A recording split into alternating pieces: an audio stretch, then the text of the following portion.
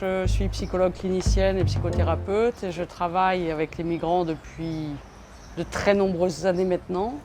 Et donc j'ai rejoint le projet MAM pour soutenir un petit peu la dimension de la santé mentale.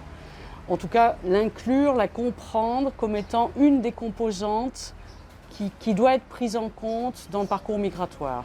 On doit penser que la question de la santé mentale, elle est pour les migrants comme elle est pour tout le monde. Et quand on parle de santé mentale, on ne parle pas de maladie uniquement. Parler de dépression comme maladie, ça veut dire qu'il y a un diagnostic qui a été posé. Quand on parle de traumatisme, il y a un diagnostic qui a été posé.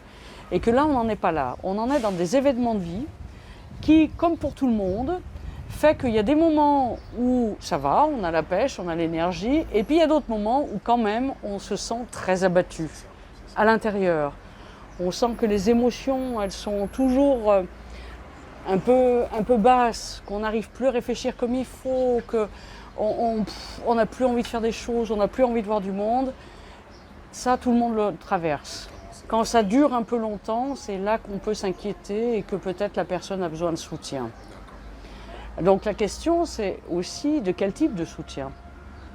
Et que peut-être, pour comprendre comment ça marche d'être volontaire dans ce programme de migrants comme messagers, il faut peut-être aussi se rappeler qu'est-ce qui se passe pendant la migration du côté de la relation avec les autres, le lien social, du côté des désaccords, parfois même des conflits qu'il peut y avoir avant de partir avec la famille, avec la société, avec tout ça.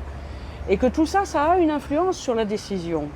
C'est pas juste la question de l'argent. L'argent, oui, c'est une chose, mais pas que. Il y a l'argent, mais il y a aussi pas d'opportunité de vie, pas d'opportunité de se réaliser soi-même, de pouvoir s'exprimer, de pouvoir exister aux yeux des autres comme on a envie d'exister. Et que ça fait souvent des conflits à l'intérieur dans la famille.